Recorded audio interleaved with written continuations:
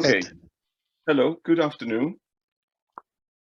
Um, my name is Tjeerd Bakkar. I'm Senior Horological Conservator for the Royal Collection. I'm responsible for the winding and the care of the horological collection, which entails training, transport, and conservation. I was trained in the Netherlands for 5 years to be a horologist for both clock and watch repair and restoration, followed by a study at Western College for 2 years to focus my skills in restoration and conservation of clocks. I was then offered the position of Conservator in the Netherlands at the Rijksmuseum for the History of Science and Medicine, and 4 years later I was offered a position in the Royal Household as Horological Conservator, and since 2019 I have been in the senior post. In this talk, I'm going to try to introduce you to the clock collection and show you how we care for it.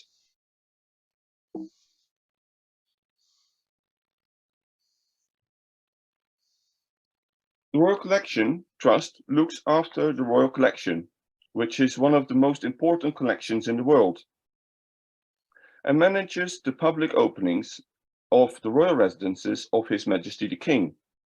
Through our work, from exhibitions to learning programs, to publications and retail products, Royal Collection Trust aims to ensure that the Royal Collection and palaces are enjoyed and valued by everyone. The total clock collection consists of over 1,600 clocks, of which we have 1,100 clocks in a running condition. This does not include any watches, barometers, or music boxes. However much I would love to describe every single clock to you all, this would sadly not be possible. If I were to have about 2 minutes to describe every single clock to you, we would still be here 50 hours from now. Now, I don't personally mind that, but I'm sure my better half would.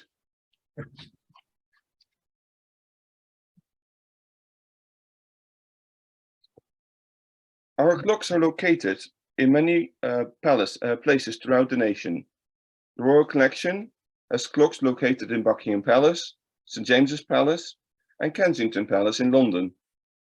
Other clocks are located in Windsor Castle, Highgrove House, Osborne House, Hampton Court, Sandringham House, to Palace of Holyrood House in Edinburgh, and Balmoral, amongst others. I hope you can see that the conservation, maintenance, and preservation of this collection can at sometimes be complex, as this requires me to travel around the United Kingdom, visiting and staying at various residences and timing visits to coincide with building surveyors, as these historic properties need conservation too, as well as the movements of the royal court. This is to help prepare the residences as the royal court moves around. Clocks are collected and transported after the royal court leaves by me. For instance, I visit Balmoral in the early summer to set up the clocks and apply maintenance, and then once again in autumn when the king leaves the castle. I also visit Sandringham before Christmas. By having a professional clockmaker do this, the clocks are properly inspected, and any items which need work, they can then be conserved either on site or brought back to the conservation studio in a timely manner.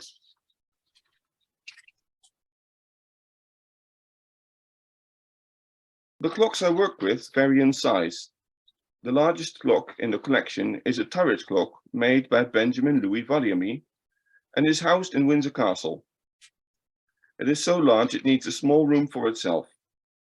The clock has 3 weights, each weighing a 1500 weight, which is similar to 762 kilograms or about 1680 pounds.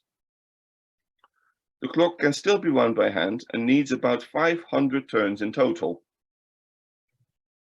The clock is just over 6 feet wide, 3 feet deep, and just over 2 feet high. It does not include the drop of the weight, which is similar to the height of half the castle in some places. For the smallest clock, we need to look at small pocket watches or fine desk clocks. The carriage clock and the pocket watch here made by Thomas Mudge, shown here, are good examples of this. This particular pocket watch was given from King George III to Queen Charlotte and is the first watch to be equipped with a lever escapement, increasing its accuracy, or timekeeping accuracy, to a few seconds per day.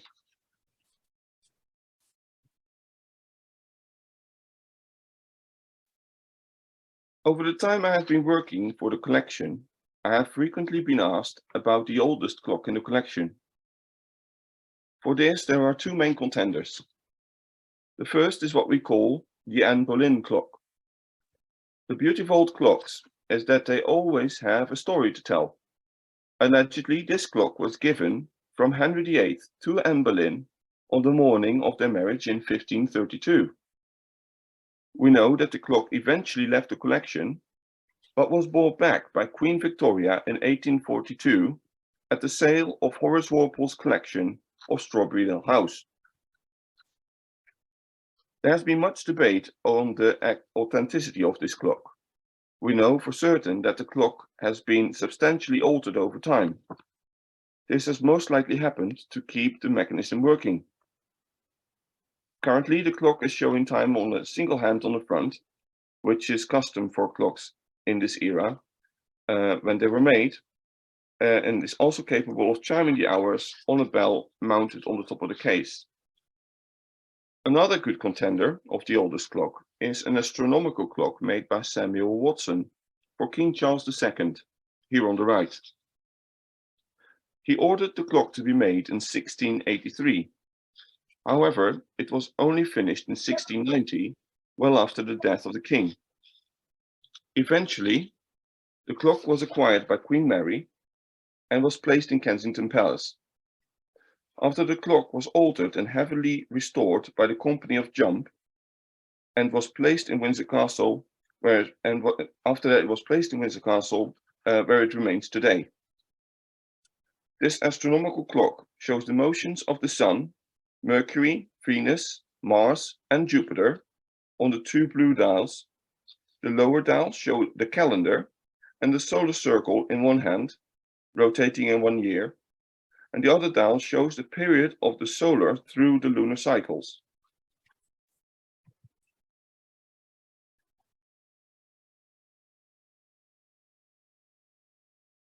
Clocks were not only bought for their ability to show time. Clocks also fulfill a decorative purpose. Here we see 3 clocks that were meant for the interiors of the Royal Pavilion in Brighton. As you can see, the very bright and elaborate cases make it look that timekeeping was a secondary function they had to fulfill. These clocks were meant to impress and match the decorated interiors of the pavilion. All these clocks are French in origin, but the mechanisms have been changed by Charles Fortune and Benjamin Vadiamy. Alterations like this are very common in the clock collection. For a very long time, it was more important that clocks fulfilled their timekeeping role accurately than to preserve the original clock mechanism. I can say that these mechanisms have been with the clock for longer than the original mechanisms would have been, and therefore feel that these mechanisms are more original in a way to these clocks than the original mechanisms would have been.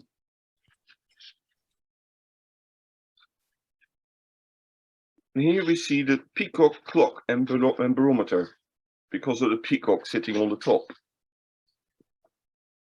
The cases of the clock and barometer are identical.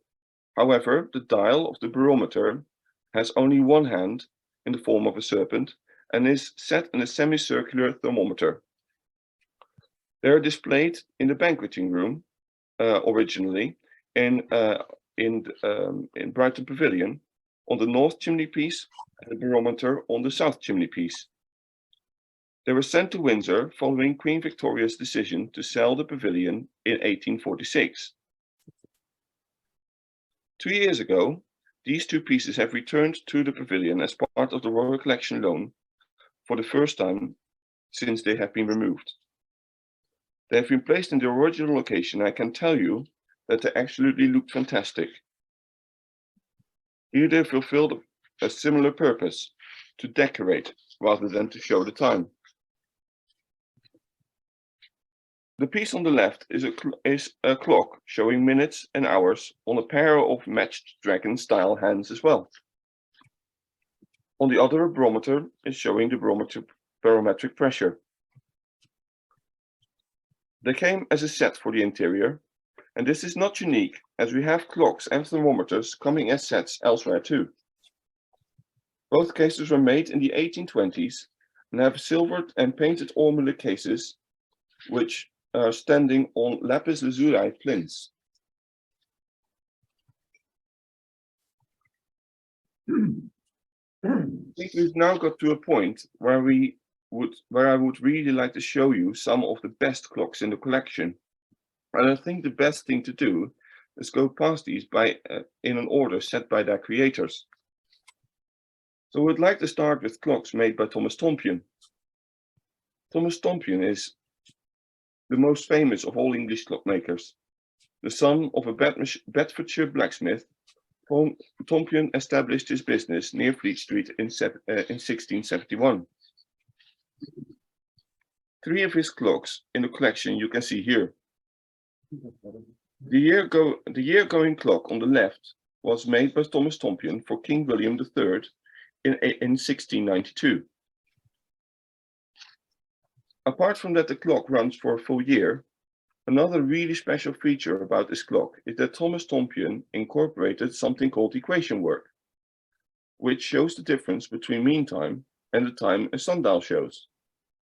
I believe this might be one of the first clocks that have this incorporated, as the clock dial has engraved on it Thomas Tompion Londini Invenit rather than Facit.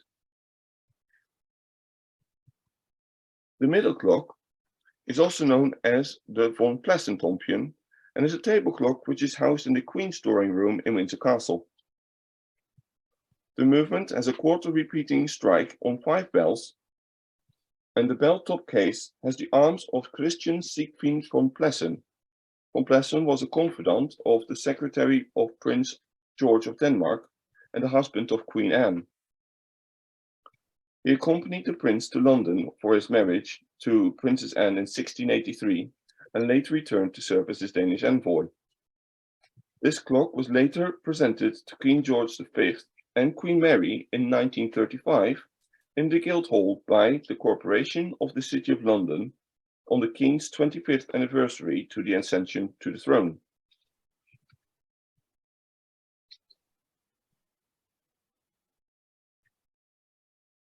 On the right, there is another long case clock known as the Denmark Tompion by Thomas Tompion. This is also a year-running clock and has a similar equation mechanism inside. Also added to this clock is by its creator is a perpetual calendar showing the date accurately throughout the year. This clock appears to have been made in 1703 for Prince George, Queen Anne's husband. Currently, this clock is in Windsor Castle. Other works by Thomas Tompion in the Royal Collection include 3 barometers and 3 long case clocks. Here you can see a small table called the equation table, and it shows the deviation of a sundial time and mean time. On the right, you see the mechanism that is in the first equation clock on the previous slide, enabling them to show the difference between the 2 different ways of measuring time. Also visible are these strange wavy tags over here. These are added to reset the calendar in 1752 from the Julian to the Georgian calendar, which is a difference of 11 days. In this way, the equation of time still kept pace with the calendar that they moved into.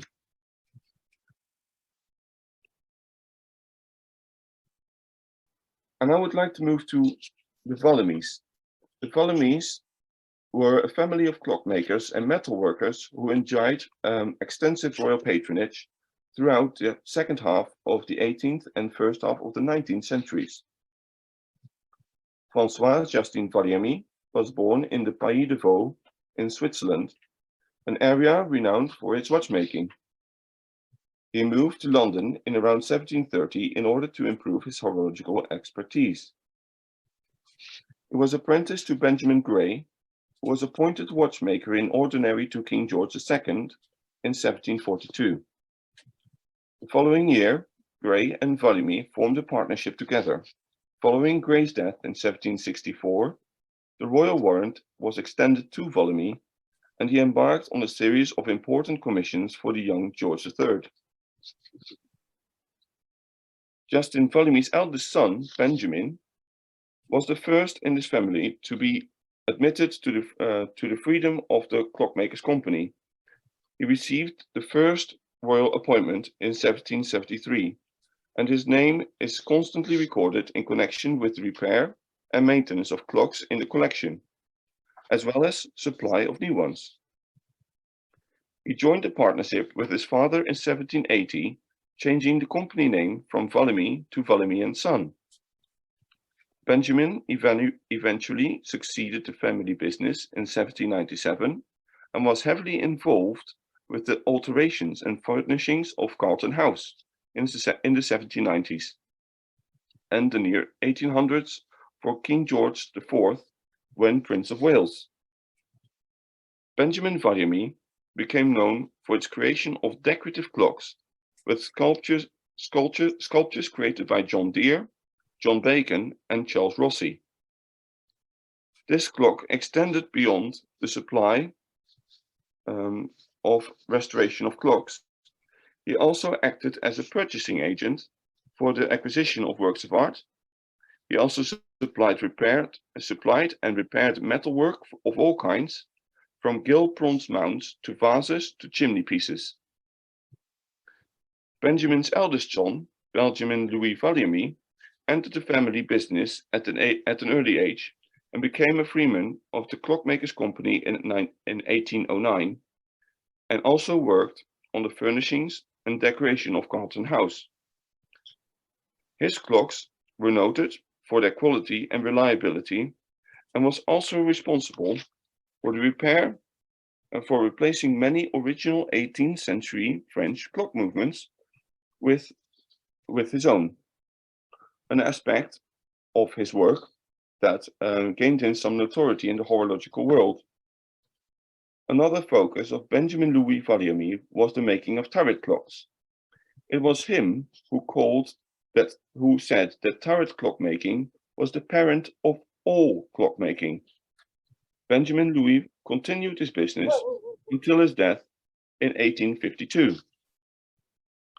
The royal appointment held by the Valimys was held for 112 years and ended with the death of him. The royal appointment continued with Charles Frodsham after this. He received 3 clocks made by François Justin Valiamy that are in the royal collection. The first clock on the left is actually signed Benjamin Gray and Justin Valiamy, and obviously this clock was still produced when Justin Valiamy was still in partnership with Benjamin Gray.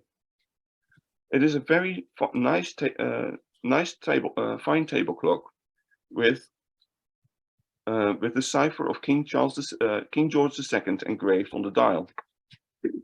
It chimes on the hours and has an hour repetition. It's cased in a nicely made and typically proportioned ebony case. The clock in the middle is a mantle clock by the same Justin Valiamy, and it is quite unusual in its appearance, as this clock case is not a traditional English clock shape for its time. Some are even suspecting that the clock case was separately imported from Switzerland, as this is where François Justin came from.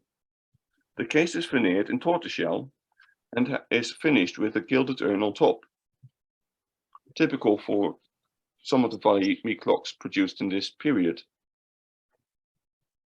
The mechanism inside the clock chimes every quarter of the hour on a small set of bells and chimes the hours on the full hour only.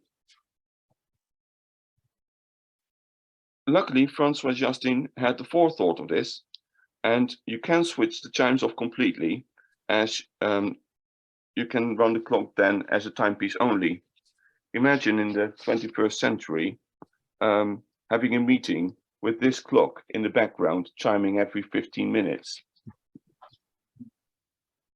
On the right is another table clock, and I believe this might be one of the grandest pieces by Francois Justin in our collection. The lavishly mounted case displays finely modeled and chased gilt bronze female term angels and has a seated figure of a Greek philosopher on top holding a scroll. The mechanism is quarter chiming, and like the previous clock, chimes a small melody every quarter of the hour. The clock is first shown in a Georgian inventory, and we assume that this particular clock was made for King George III.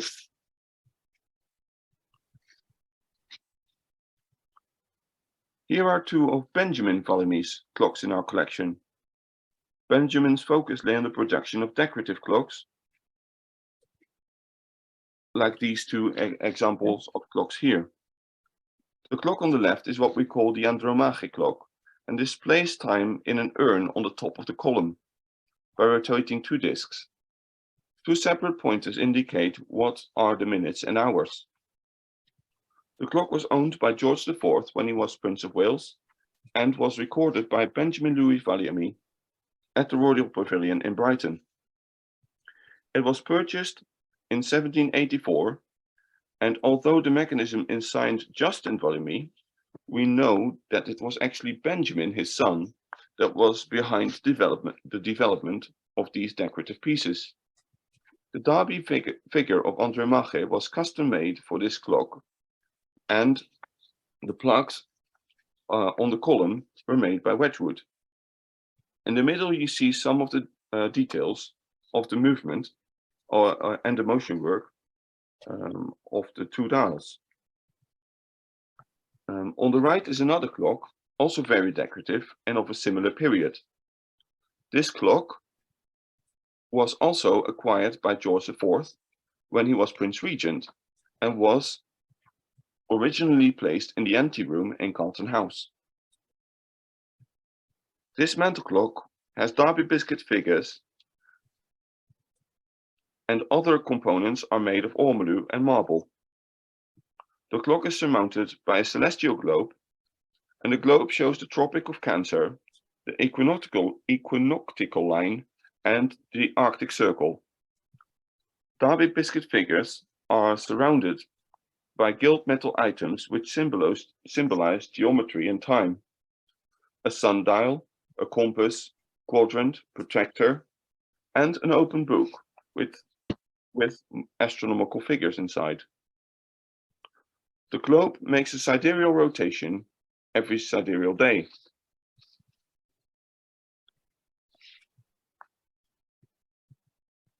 And on this page, you see 4 clocks made by Benjamin Louis Vallamy, the 3rd generation. Benjamin Louis took over the business in 1811, but like his father, he would have had an influence in the running of the business before this. We believe that Benjamin Louis Vallamy started making turret clocks according to a specific design in 1799, 12 years before Benjamin, his father's, death.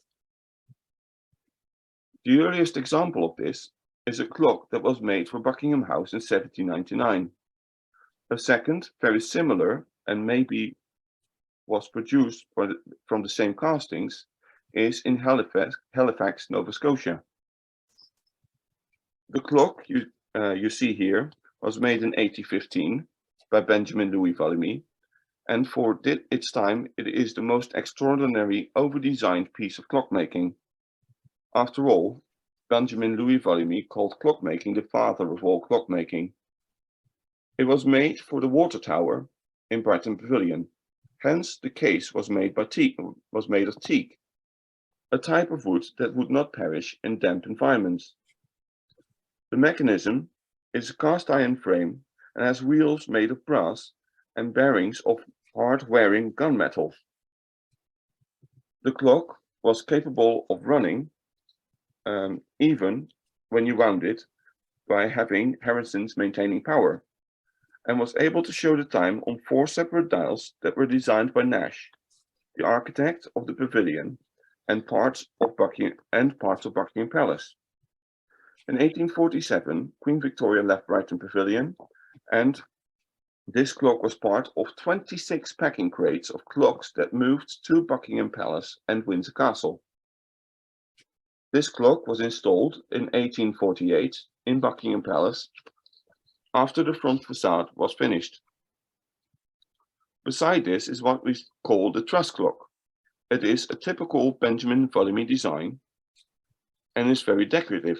However, Benjamin Louis Vallamy did continue to produce these clocks, and this is a good example. The dial is engine turned in silvered brass and has a gilded serpent around it, a neoclassical fashion that came over from Egypt through France. Below it is a typical table clock by Benjamin Louis Vallamy. This clock would not have been placed in the state apartments, but would have been used by senior household office staff. It might not be the decorativeness like the clocks earlier, but these were still very good clocks. If anything, even better engineered, which is, as I described earlier, a focus of Benjamin Louis Vallamy. On the right-hand side is a mantel clock case depicting the Oath of Horatii, created by the French bronzier Claude Gall. The movement, however, has been replaced by Benjamin Louis Vallamy in 1818 to allow for better timekeeping. As described earlier, this happened quite often, and as the household needed reliable timekeepers to keep everyone in time.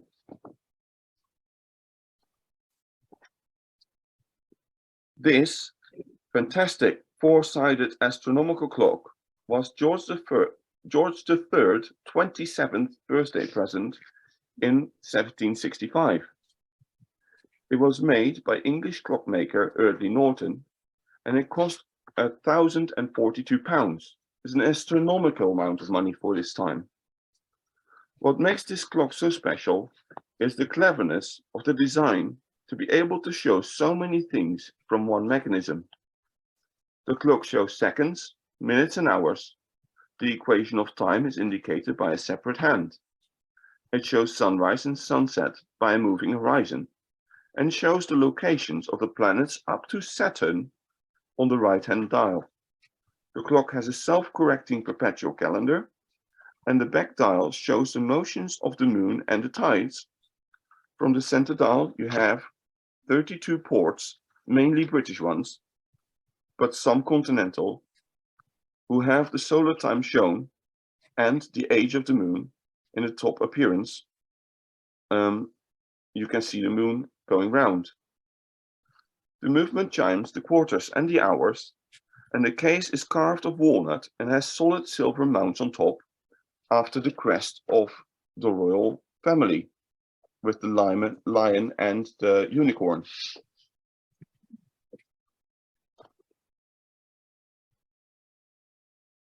The Christopher Pinchback clock was produced 3 years after the previous clock by Eardley Norton. The main difference between the two clocks is the style of the case.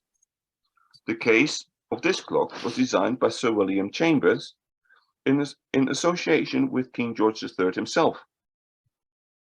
The content of the movement appear in some ways very similar to the Eardley Norton clock before this. The 4-sided main dials operate almost identically as the Norton clock, but the main difference is that the orrery dial includes a thermometer. Like the Eardley Norton astronomical clock, the mechanism of this 4-sided astronomical clock is designed to impress with the comprehensiveness and its complexity, together with the case, which is of superb quality and its glamorous materials. On visit of Pinchback's workshop in Cockspur Street in London, 1769, Lady Mary Cook inspected the clock and noted that the design was partially His Majesty's and partially Mr. Chambers, his architect, although the extent of George III's contribution is difficult to judge. Chambers's involvement could be inferred from the temple-like appearance and the laurel urns of the clock case, resembling a miniature building like the Casino de Marino in Dublin, which you can see on the right.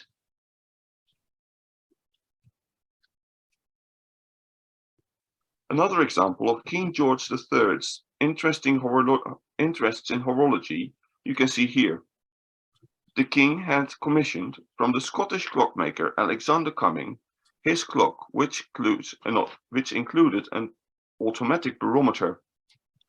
So it's a barograph clock, which recorded throughout the day the barometric pressure using systems with a system with mercury tubes. There has never been a clock created like this ever before.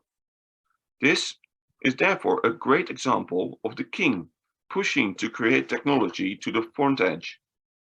It has an improved deadbeat escapement that has been developed by Mr. Cumming himself, trying to detach the escapement as much as possible from the oscillating pendulum. The pendulum is created after the design of that of Ellicott. However, where Ellicott's pendulum has the expanding rod, the pendulum rods side by side, this clock has them front and back. Alexander Cumming was an interesting character. He was involved with many inventions in pneumatics and other things like heating systems. He has been known to help create a warm water heating design for the orangery in Windsor Castle, and he appeared as a witness at James Watt's partition of the steam engine. He founded the Scottish Royal Society and was responsible for patenting the S-bend in toilets. So one could say he was the inventor of the modern WC as we know it.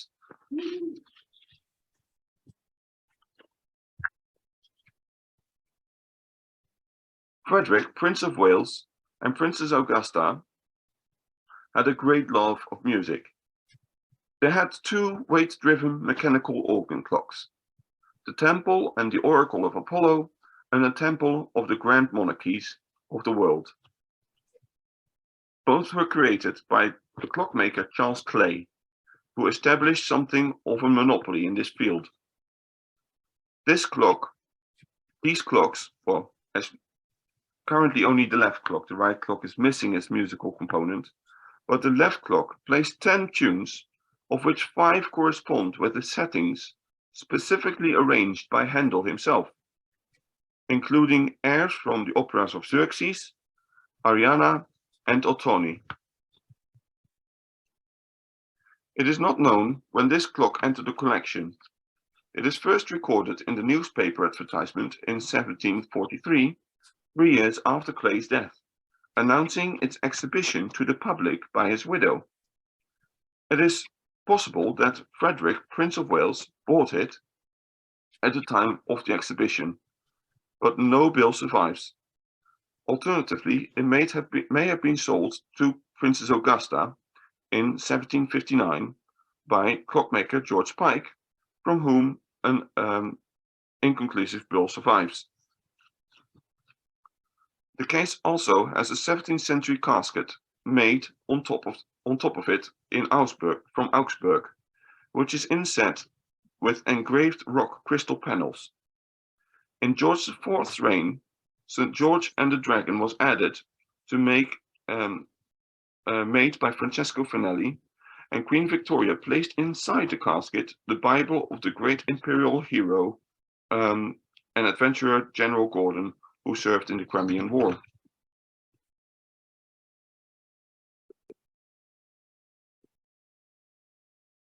Apart from British clockmakers, the collection also houses some great clocks from clockmakers from the continent, European continent. And the finest clockmaker, in my opinion, is Abraham Louis Breguet. Breguet was seen as one of the greatest watch and clockmakers in the late 18th and 19th century. It is incredible to have some of the pieces made by him in our collection. The three clocks you see here are amazing features of engineering, physics, and craftsmanship. The clock on the left is a mantle clock made not only to show time, but can also function as a metronome. The idea is by just switching the pendulum with a lever at the front, you can engage the metronome, and the clock will strike the beat as you are practicing your musical instrument. There are only two clocks like this in the world, which of which this is one. The other is in the collection of the Conservatoire des Arts et Métiers in Paris. The middle clock is known as a sympathique and is a mantle clock in a mahogany case, and it comes with its own pocket watch, which you can more or less dock inside the clock. It is one of only three of its kind in the world and was produced for King George IV when he was Prince of Wales in 1814. The clock and the watch work together as a set. At the set moment, the clock will give an impulse to the watch and tell the watch what time it is.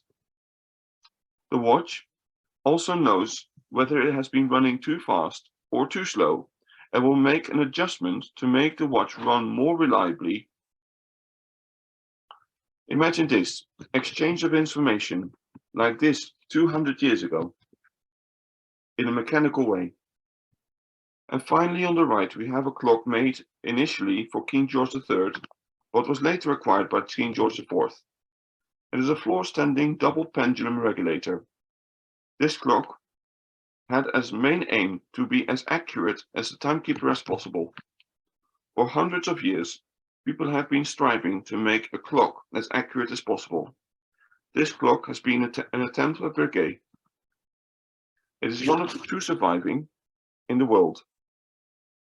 The idea behind the clock with two pendulums was that one pendulum would cancel out the negative effects of the other in reverse, resulting in a clock that can be accurate within a couple of seconds per week.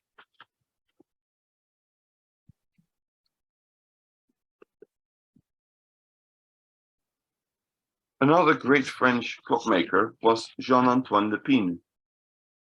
He too was making clocks for all the royal courts around Europe.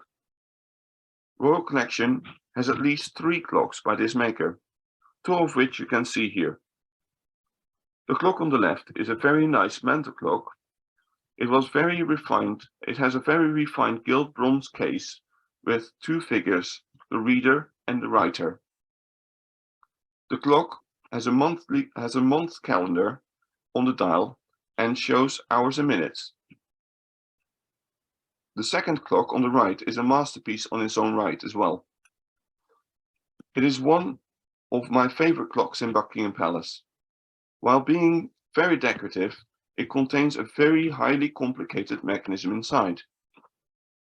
The movement is of long duration and will run almost an entire month. It shows the equation of time, like the Tompion clocks, and has hours and minutes on the central dial. Below it, it is showing the rise and sunrise and sunset. These are quite accurate and has special shutters inside altering the horizon, allowing the sun to rise and set earlier or later, whichever point of the year it is. And on the 2 dials on the side is the fully functioning perpetual calendar, showing the date, month, day of the week, and the age and the phase of the moon. The 2 dials on either side have inserted enamel images made by Sèvres. I have personally found only one similar clock by Lepine elsewhere, and is currently in the collection of the Louvre in Paris.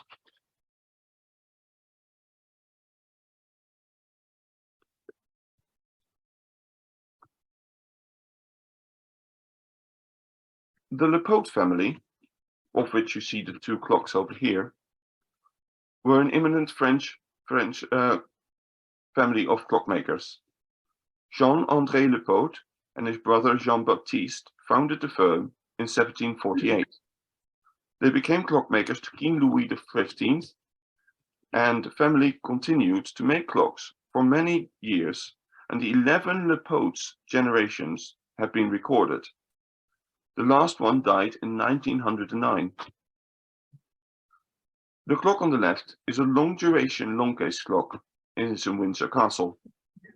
The clock was bought by King George IV when regent in 1817. It was displayed in the Gilt Column Room in Marlborough House and went to Windsor Castle in 1828. In the middle image, you can see a better detail of the dial of this clock. This time, the time is shown on an enamel dial with a small aperture in the bottom for the calendar. Time is shown in seconds, hours, and minutes in both solar and mean time. The clock on the right is a mantel clock by Lepaute. This clock was bought by François Benoit, the Prince Regent's pastry chef and agent, in November 1817, and it was displayed also in the Gilt Column Room in Carlton House, and was sent to Windsor in 1828 as well. The case is signed Osmond, most likely Robert Osmond, who became a master in 1746, or Jean-Baptiste Osmond, who became master in 1764. The clock signed Lepaute de Bellefontaine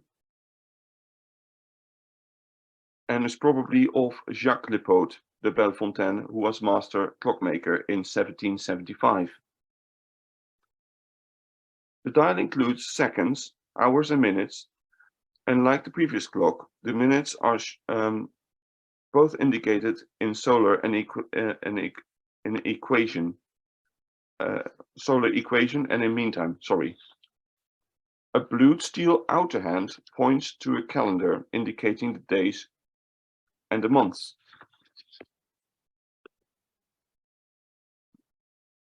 This clock was originally purchased by George IV in 1824 for 300 guineas from the inventor Ringot à Paris.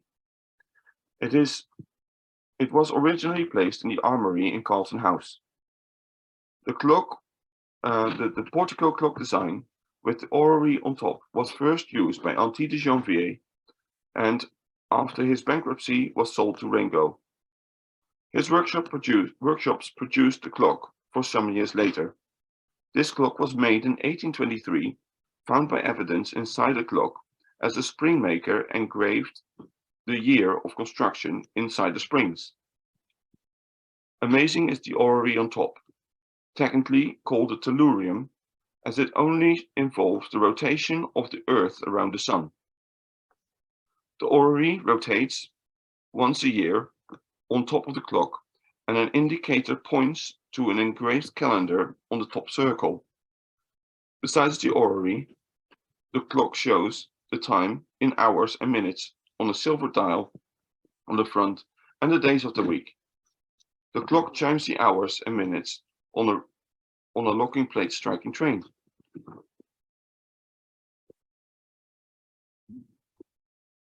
This complex astronomical Augsburg table clock of very rich appearance, the framework is covered in tortoiseshell, and the silver mounts. The framework is covered in tortoiseshell with silver mounts and 4 twisted columns of Venetian glass. The clock is made by Jacob Meyer in Augsburg, Germany, around 1710. The 30-hour movement strikes the hours and quarters and illustrates an alarm, includes an alarm. The hours can be sounded on either the 12 or 24-hour system. The various dials, besides showing the time, provide an annual calendar with the saints' days and includes the hours of daylight and darkness throughout the year. The lower dial the lower dials are for the setting of the alarm and for showing the position of the sun in the zodiac. Dials on each side of the movement show which hours and quarters last have been struck. The other main dials provide astronomical and lunar information. Four subsidiary dials provide the selection for 12 or 24-hour striking. The strike silent device indicates the golden number, which with the epact and dominical letter.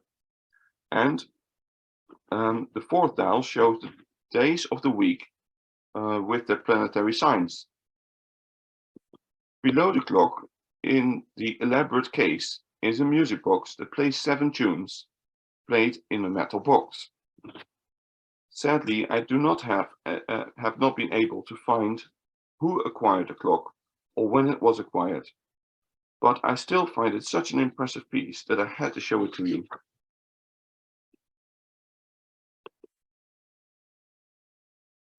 After all these clocks, I cannot leave out this famous maker, Carl Fabergé, known for making so many different things, as you know, as you would expect from a jeweler like him in his day and age.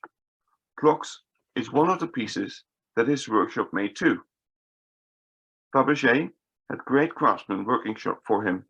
Names like Hendrik Wikström and Michael Pershing were among the great skillful artisans that worked for him. A small selection of them I have here on screen. On the left is one of the most famous clocks in our collection, the colonnade egg. The egg is seated in a 6-pillared cradle, and the clock itself is a set of numbers that rotate around the egg with a small pointer indicating what the time is. Very typical are the 2 small desk clocks next to it. Their simple looks almost hide how incredibly difficult it is to create these pieces. The see-through enamel shows the engine turning underneath. Engine turning is an engraving technique used by craftsmen creating a mathematical pattern. Together with the see-through enamel, it creates an enormous amount of depth. Fabergé did not include the clock mechanisms, but used H. Moser, the watchmaker, instead. Recently, another egg showed he used Vacheron Constantin as a watchmaker as well. On the right is a small, what we call portico clock in a metal case. It has alabaster columns with ionic columns, and it has this pink see-through enamel engine turn dial in a very nice classical design.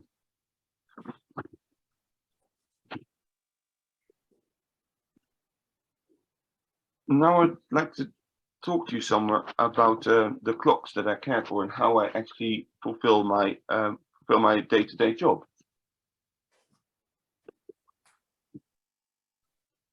The task that takes the most time, but is very important, is the winding of all the working clocks in the residences. This task can at times take more than 2 days per person each week. My colleague in Windsor Castle is responsible for the winding of the clocks in the castle and its estate, and I have the responsibility of the clock winding in the London palaces. But we are responsible for all the running clocks in the royal residences. They're all checked in for Wednesday. It is important that the clockwinder has a good understanding of the inner workings of the clock, and what can go wrong. We are working with historic mechanical machines, and we are aware that clocks can wear or even break down. But at least with a good amount of knowledge, and a lot of damage can be reduced or even prevented. By having a set staff member caring for the clocks at a given time, that person will soon learn all that is required to keep the connection working. But will also soon find out something is not right. Action then Everybody? we can reduce the amount of damage that could occur to these pieces in the long term. The clocks in the royal household are not just decorative items, they are still running and are regulated by us to make sure everyone is on time. It is also important to say that these clocks also produce something more than that.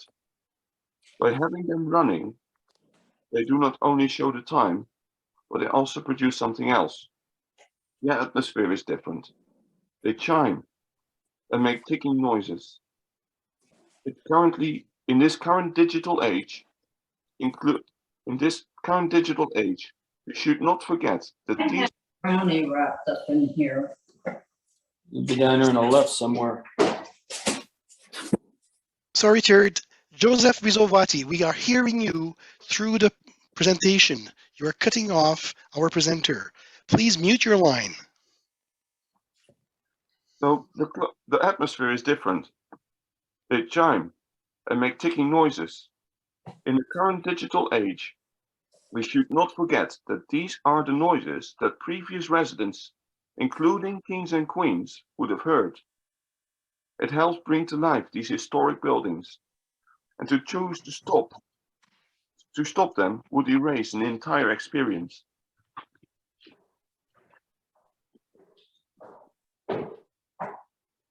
As to the other residences, the winding responsibilities are mostly with me. I make sure that staff are trained appropriately. This will ensure that they will be able to wind all the clocks in other residences across other locations in the United Kingdom. As you can see here, the Queen's Piper and the senior page are trained to care for the clocks in the collection when I am not able to attend summer courts in Balmoral. These colleagues will have the responsibility to care for the collection, ensuring that damage to the collection is reduced to a minimum. Just by the way, on the left is a clock by Aubert and Klaftenberger, which was most likely acquired by Prince Albert, who was in charge of the building and decorating of Balmoral Castle. And on the right is a very small flatbed turret clock made by Frederick Dent, and is produced 1 or 2 years after the great clock in Westminster was produced, and still has its original single three-legged gravity escapement inside.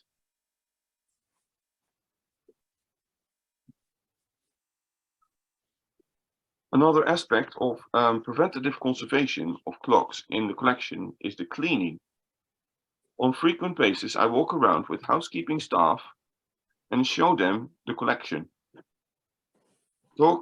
Talking about clocks and their history can give staff an understanding of their importance of objects they encounter and what they will and how they will, and that they will be treated with a set amount of respect. These walks are also great to show where to clean and which areas on the clocks are very fragile and are better avoided, like the dial and hands, as they break very easily. The nearly 500 clocks that are not running require storage, as most of them are not on display. Providing appropriate storage for the collection is important, as this will reduce significant damage in the future. A stable climate is required, but also physical facilities. Sometimes shelves can do more damage to the clock in a few months than a badly managed environment over many years. Here you can see some of the clocks that are currently stored in the clock stores in Buckingham Palace.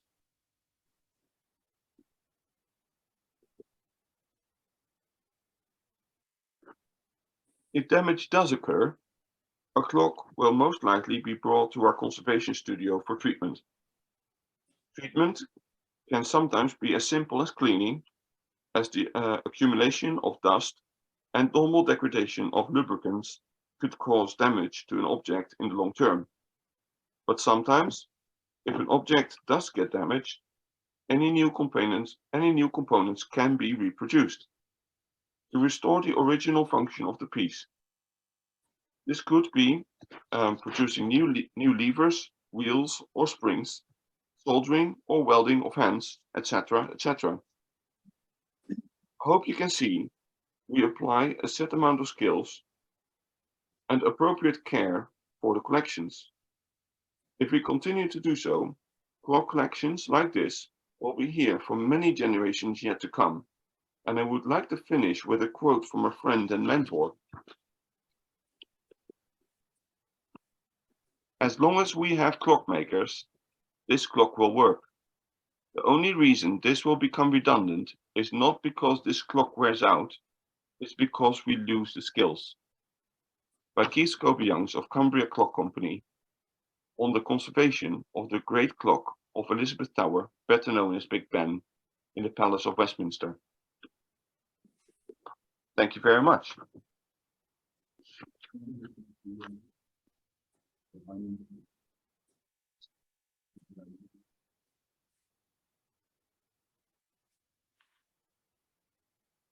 Stop sharing.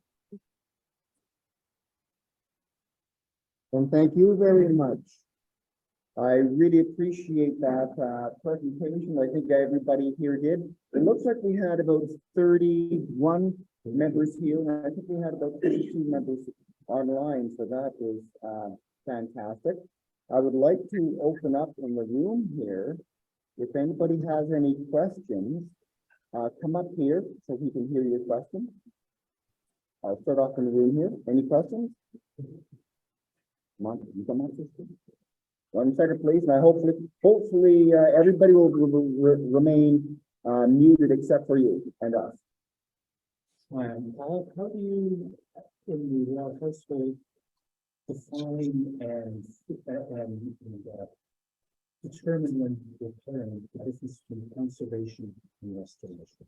Sorry, would you be able to speak in the microphone a bit clearly? Yes. How in the royal household do you define the difference between conservation and restoration of a clock?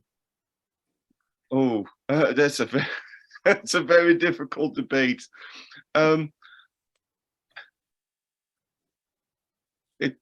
Conservation and restoration, it's almost a topic I try to stay away from, to be honest with you. Some restoration can actually be conservation, as you are preserving the object for the long term. So it's very difficult to actually either call it restoration or conservation.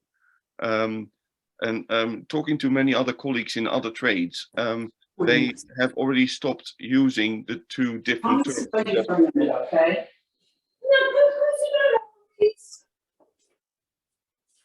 Just for a minute. So, what is typical? Other trades actually have stopped using either or, and they just now call it conservation as a whole. So any treatment or any care for a collection is seen as conservation, and restoring is more seen as reproducing new components in a conservation project. That's how I see it nowadays, anyway, and that's how I approach it. Hello, this is Robert.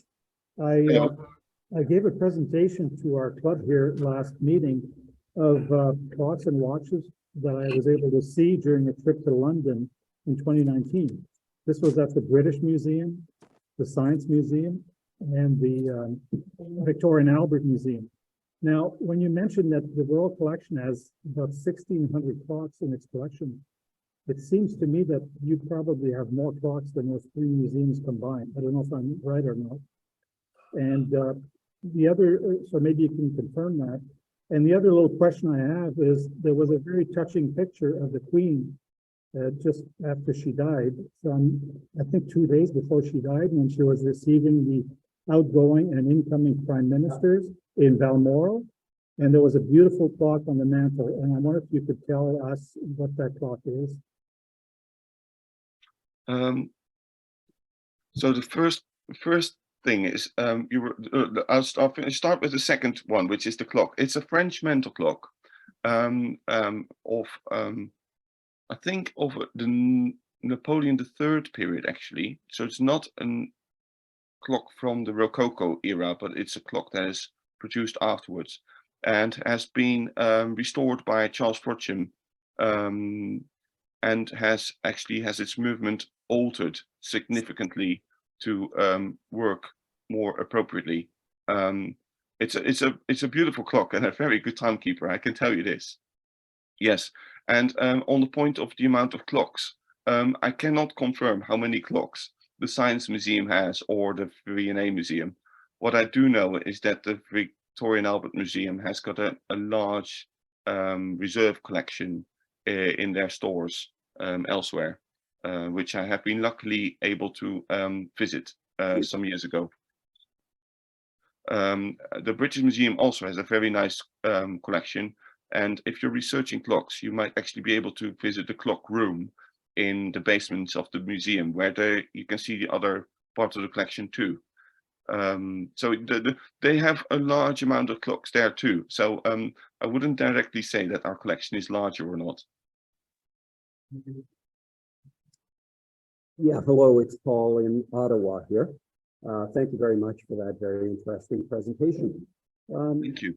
I saw an episode of the British TV program called The Repair Shop from October, and it was just a month after the Queen's passing, and King Charles was bringing a clock into the repair shop to have it repaired. I don't know if you're familiar with that or not, but did you know that the King was taking his clocks elsewhere? Just kidding. Is it actually a clock from the collection? No, it is not. It's a lot more complicated than that. Good. As you would have seen on the television, it was a part of the collection of Dumfries House, which actually is not necessarily owned by the King. It's owned by a charity and trust that is managed by the King. So it's not necessarily the royal collection. It's a separate unit that has, in a way, nothing to do with us. Got it. It was interesting to see anyway. Thank you. Yes. You have another one coming up? Yes, hi, this is Blair from Ottawa. Hello. My question is concerning the brigade sympathetic clock and pocket watch, which you showed. Yes. That clock and watch fascinate me, and I've read several articles, and I was never sure after reading the articles if, for example, if the one that you have does all three things. In other words, when at the end of the day, the wearer puts the watch on the clock, does the clock actually wind it, set it, and adjust it? Right. So there's two different versions of this. So we have the first edition, which is actually of the first generation, which is that the clock sets the time and regulates the watch. Okay. And Abraham Louis Breguet's grandson made a second run a few years later, which made the clock set the watch to time and winds it, but doesn't regulate it. So Okay. there's two separate runs that have been produced by the Breguet firm, but the first run of which we have one clock was actually an Abraham Louis Breguet clock. Okay, that's what I sort of gleaned from the articles that I've read, but that was never entirely clear. Okay, thank you for your answer. You're welcome. Don here again. One of the things that I find amazing about all of this is that they built all these clocks without electronic tools and measuring devices. So it's shocking that it was all hand tools and brain power that they used to create all of these astronomical clocks. And it just boggles my mind that they were able to do this. Now, online, I don't know how to do how to best to do this. Maybe if you have your cameras on, if you want to raise your hand and then unmute your computer, then you can ask a question. Yeah, anybody online that wants to ask questions, go ahead. You can raise your hand if you want, but just go ahead. Just go ahead. Graham, Go ahead. Thank you, Don. Tjeerd, I noticed that it's apparent that the Vietnamese didn't actually interfere with any of the Tompions. Is that your impression, or did they ever get inside a Tompion and alter it? They have, and some Tompions have been altered quite extensively, actually. We have a Tompion long case clock in Q, which has got a completely new mahogany case, and another quarter chiming long case clock that we have. I do not know the extent of the movement because I haven't really gone into it yet this far, but I do notice a Valmy pendulum inside. So of the typical Valmy design, which is the nice chamfered pendulum, ebony pendulum rods, Yeah.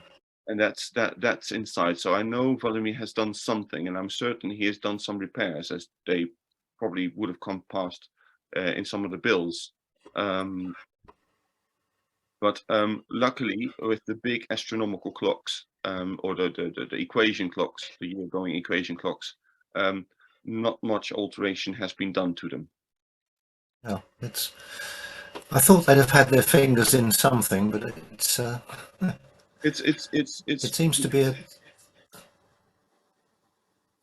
It's not as bad as you might imagine it is. The Valmys have done some repairs, but luckily the clocks have not been too much altered. Yeah, I guess it's down to this conflict between conservation and restoration, and it's something that's always bothered. Well, we that restore clocks and watches. Well, I like to say with conservation and restoration of clocks is that it is a modern profession as we know it.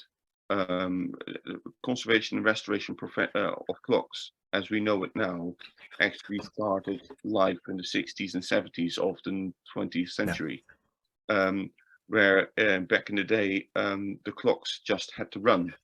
And I think we should be just incredibly lucky with the fact that Valmy was semi-sympathetical with the clocks that he was working with. So it's at least he didn't alter everything. And if he did alter everything, then he did something. Then he tried to do it sympathetically enough for the clock itself. I've seen many worse cases of Victorian alterations of other clocks in different collections. Yeah, I've just seen a Tompion watch up for auction that was converted sometime in the 19th century to a lever, but I'll leave that there. Thank you very much, Tjeerd. You're welcome. Any other questions? Any other questions?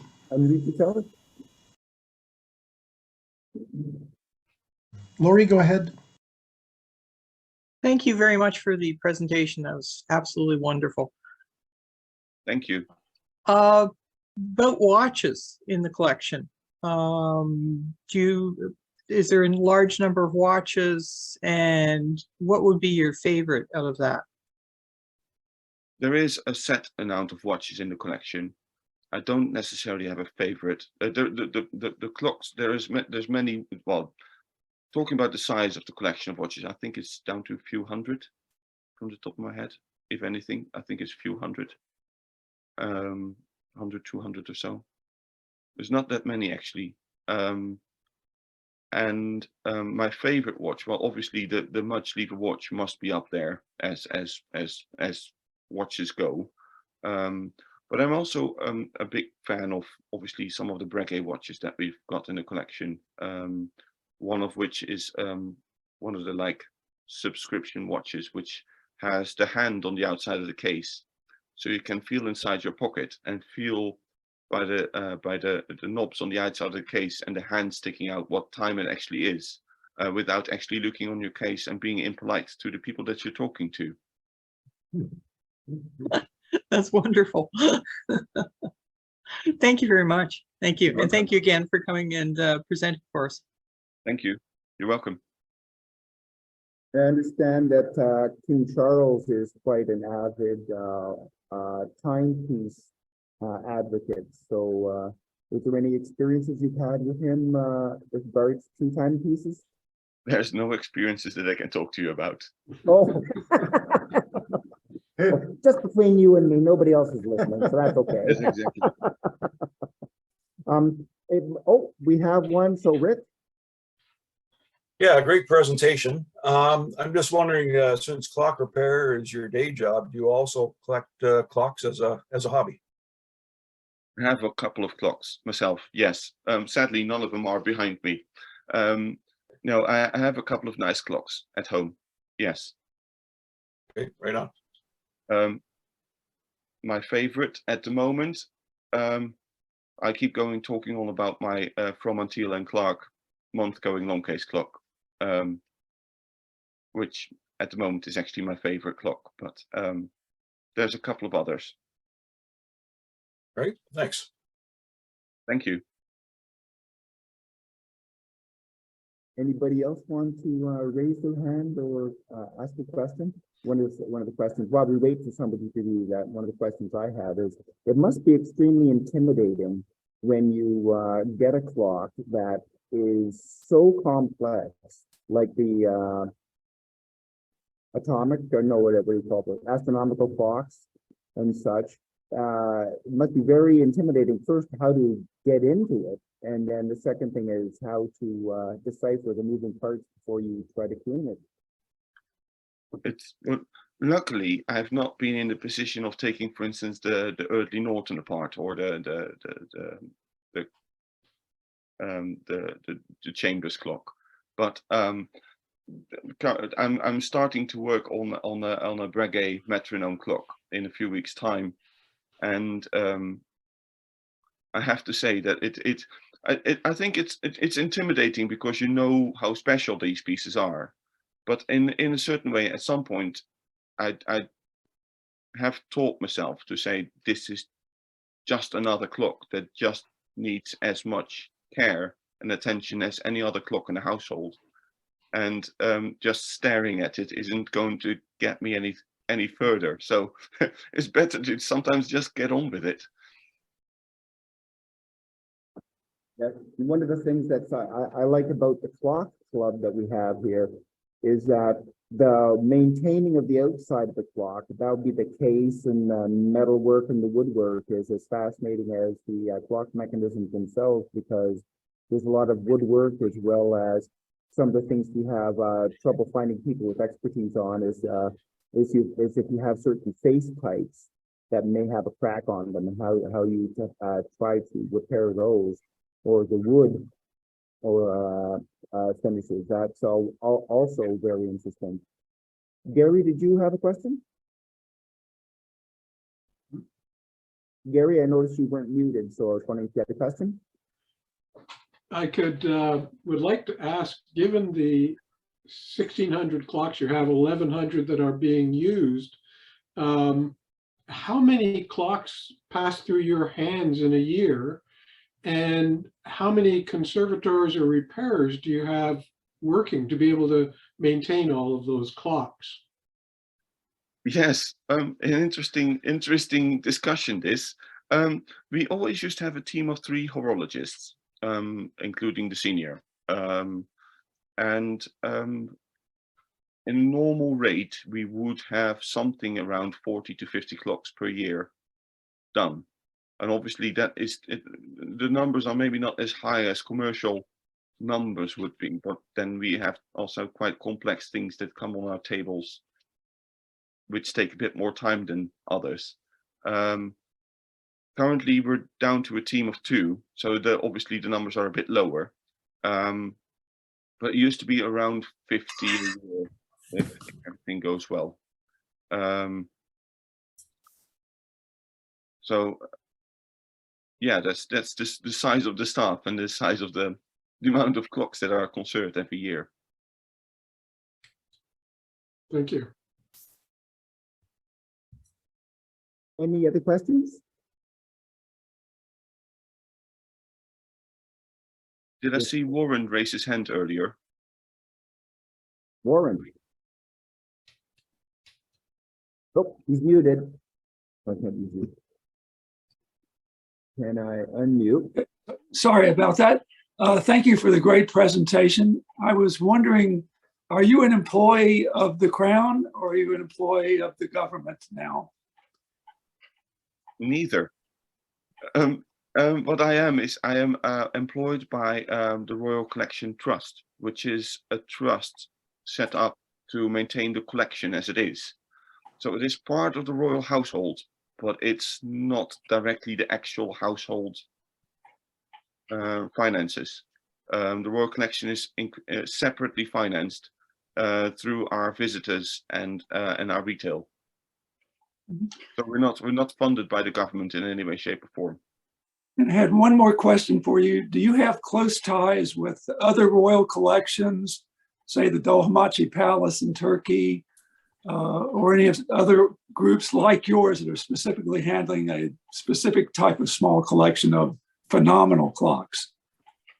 For the way that we as that royal household, the royal collection do it is slightly different. It's actually quite different to some of the places elsewhere. But I do have reasonably good connections in Italy from all the previous royal palaces in Italy, as well, obviously my Dutch background. I have my connections in the Dutch royal household there. There is obviously other connections elsewhere, but it's not as extensive as you think it is. Thank you very much. You're welcome. Excellent. Good.